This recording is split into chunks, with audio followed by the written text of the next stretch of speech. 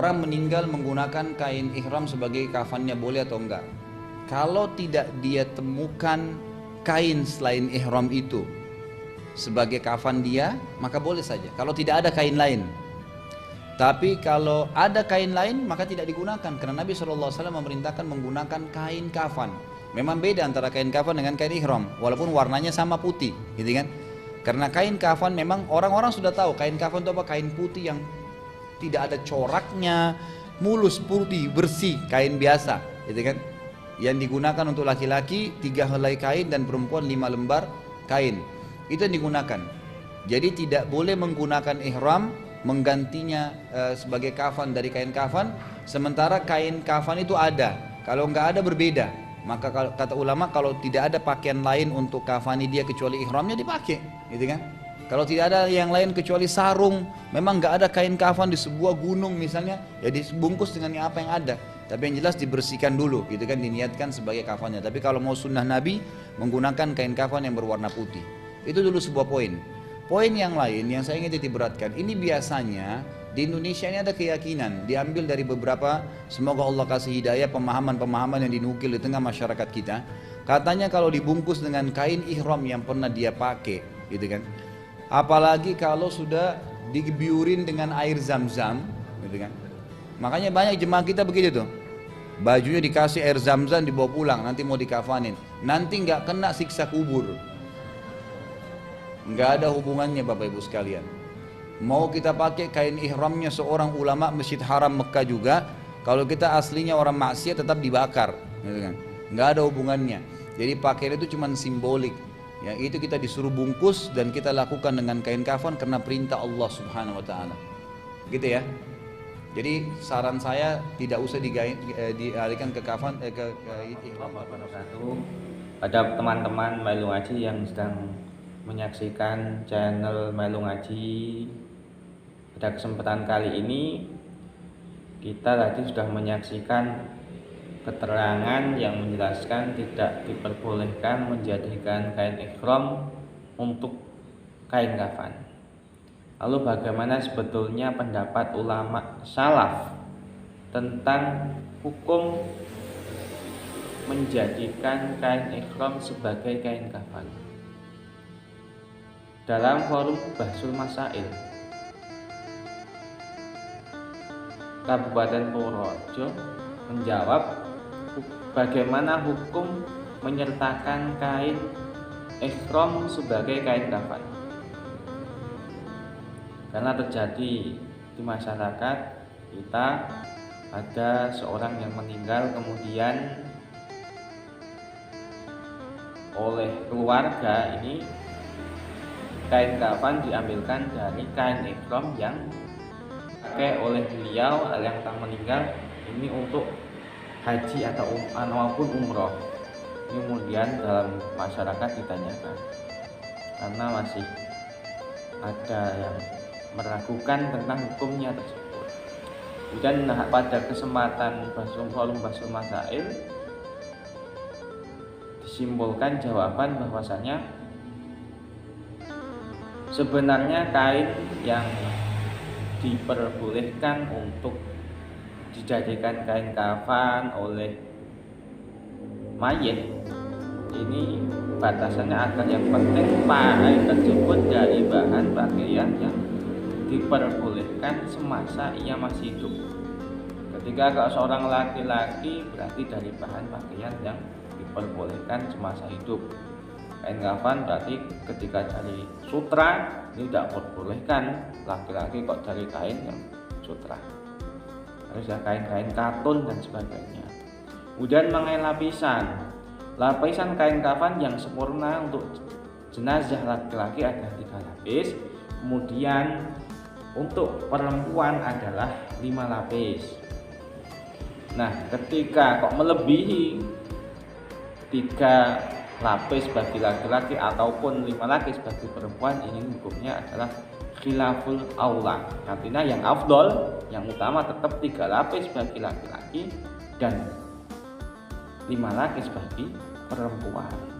Nah, sedangkan penggunaan kain ihram sebagai kain kafan walaupun untuk disertakan ini hukumnya adalah diperbolehkan, namun dengan syarat tidak ada ahli waris yang mahjur alaih, tidak ada hutang yang menghabiskan hartanya. Keterangan tersebut, keputusan Basul Masail diambilkan dari yang pertama adalah Kitab Fathul Mu'in.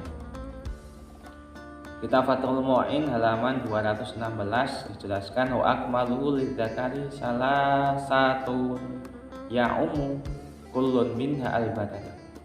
Kesempurnaan kain kafan bagi seorang laki-laki ada 3 lapis, di mana setiap lapisan ini bisa menutupi semua anggota badan laki-laki. Wajaza ayyuzada tahtaha qamisun wa imamatun.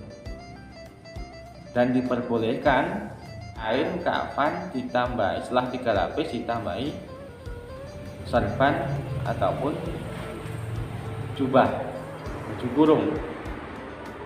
Wali insa, dan kemudian bagi perempuan ini ada 5 lapis, dimana izarun, fakomisun, fakimarun, falafaifatani. Ada 2 kain lembar, kemudian dipakai kain sarung, kemudian baju kurung, kemudian jilbab, khimar. Wa yakfan al-mayyitu bima lahu labisahu hayyan. Bayajuzu harirun wa muzaffarun lil mar'ati wasabiyyi mal karoha. Dan diperbolehkan mayit dibungkus dengan kain kafan dengan pakaian yang diperbolehkan selama ia hidup. Kaum laki-laki tidak diperbolehkan, andai kata kain kafan yang ia pakai ini dari bahan sutra, karena semasa masih hidup tidak diperbolehkan. Dalam kitab I'anah juga disebutkan famah majaza lau fi'lu fi hayatihi jaza fi'luhu ba'da mautihi hatta yajuza tahliyatuha binahwi hiliyid dhahabi wa dafnihi ma'aha. Ketika seseorang semasa hidup diperbolehkan untuk menggunakannya, maka diperbolehkan juga ketika wafat ini untuk digunakan lagi. Seperti halnya seorang wanita yang ketika hidup di dunia diperbolehkan ia memakai perhiasan dari zahab, dari emas.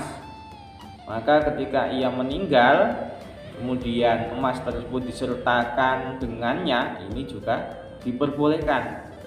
Tapi dengan syarat haitsur radiya al-warasah, dengan syarat dengan adanya ridho dari ahli waris. Nah, dalam keputusan Basul Masail, menyertakan kain ikhram sebagai kain kafan ataupun disertakan dengan kain kafan ini diperbolehkan dengan syarat tidak ada ahli waris yang mahjur alaih dan tidak ditemukan hutang atau tidak ada hutang yang menghabiskan harta si mayit. Diambilkan dari kitab Nihayatus Zain halaman 152. Wa istaratu alla yakuna fil warasah qasirun wa an tattafiqa al warasatu ala dzalika. Disyaratkan tidak ada ahli waris yang mahjur alaih. Kemudian ahli waris harus sepakat semua bahwasanya ketika kain ikhram ini disertakan untuk ayahnya yang meninggal ataupun ibunya meninggal, ini boleh. Ataupun andaikan ada ahli waris yang tidak membolehkan, tidak boleh, harus dengan kain kafan yang biasa, karena itu adalah haknya ahli waris. Dan tidak ditemukan hutang yang menghabiskan. Andaikan ada hutang yang menghabiskan hartanya si mayit, kemudian harus karena kain ikhram itu bisa dijual untuk melunasi hutang, ya kain ikhram tersebut harus dijual untuk melunasi hutang si mayit tersebut. Sedangkan dalam kitab Madhab Maliki juga terdapat keterangan bahwasanya sunnah seseorang itu untuk berwasiat agar ia dibungkus dengan kain yang pernah ia gunakan untuk beribadah dalam rangka mengharap berkah. Dalam kitab Tajul Iqil Al-Mukhtasar Khalil, Ibnu Hajib berkata, wa yustahabbu isau ayyukafana fi siyabi jum'atihi wa ikrami hajihi roja'a barakati dzalika. Disunahkan seorang itu ketika sebelum meninggal ia berwasiat kepada keluarganya agar apa? Agar supaya saat ia meninggal dunia ini kelak dibungkus dengan kain yang pernah digunakan untuk ibadah, baik dari kain yang biasa ia gunakan untuk sholat Jumat ataupun kain ihram. Tujuannya apa? Roja'a barakati dzalik, untuk mengharap keberkahan kain tersebut karena kain yang pernah digunakan untuk beribadah. Waqad awsa Sa'dun bin Abi Waqqas ayukaffana fi jubbati sufin syahida bi badran. Dan didapat keterangan bahwasanya Sa'ad bin Abi Waqqas ketika ia meninggal berwasiat kepada keluarganya agar dibungkus dengan kain yang pernah ia gunakan untuk perang Badar. Tentunya kita juga harus memperhatikan kain-kain kafan tersebut. Andaikan kain kafan yang terdapat kain warna putih, ini hukumnya bisa makruh. Wa yukrahu ayyakuna fil kafani ma yukhalifu launal bayati la farqa baina dzakari wal unsa. Dalam pertanyaan kedua adalah keterangan yang menerangkan kain ihram bisa menjadi saksi. Kemudian dijawab, sebenarnya seluruh anggota badan kita, tempat-tempat ibadah, apa yang kita gunakan untuk ibadah ini bisa menjadi saksi kelak di yaumul qiyamah. Dalam kitab Murahul Labid di Kashfil Ma'nal Qur'anil Majid, yauma tashhadu alaihim alsinatuhum wa aydihim wa arjuluhum bima kanu ya'malun. Pada hari itu di mana semua mulut manusia akan menjadi saksi, tangan-tangan menjadi saksi, kaki menjadi saksi dengan atas apa yang telah ia lakukan di dunia. Fa innallaha yuntikuha biqadrihi fatukhbiru kullu jarihatin minha bima sadara anha min afa'ili sahibihi. Kelak besok di yaumul qiyamah Allah akan menjadikan semua anggota tubuh manusia ini akan diberi kekuasaan oleh Allah, diberi kewenangan oleh Allah untuk memberikan kabar atas apa yang telah ia lakukan di dunia.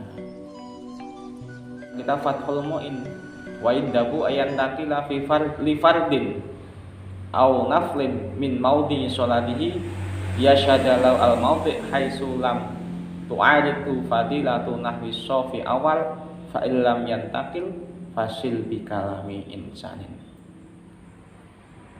Dan juga disunahkan bagi seseorang yang telah melakukan sholat ini ketika akan melakukan sunat lagi ini disunahkan berpindah tempat agar supaya apa? Tempat yang ia gunakan ini kelak tujuannya untuk memperbanyak saksi, liyashhada al-maudhi. Karena tempat yang kita gunakan usaha ini kelak akan menjadi saksi. Jadi ketika seorang melakukan sholat setelah selesai ia disunahkan berpindah baik ke kanan atau ke kiri. Bahasanya hukum menyertakan kain ihram sebagai kain kafan tetap diperbolehkan menurut pendapat ulama salaf baik dari madhab Syafi'i maupun madhab Maliki. Namun dengan catatan, dengan syarat tidak ada hutang yang menghabiskan harta si mayit, dan juga diperbolehkan oleh seluruh ahli waris. Mungkin hanya itu yang dapat kami sampaikan. Banyak kesalahan, mohon maaf. Assalamualaikum warahmatullahi wabarakatuh.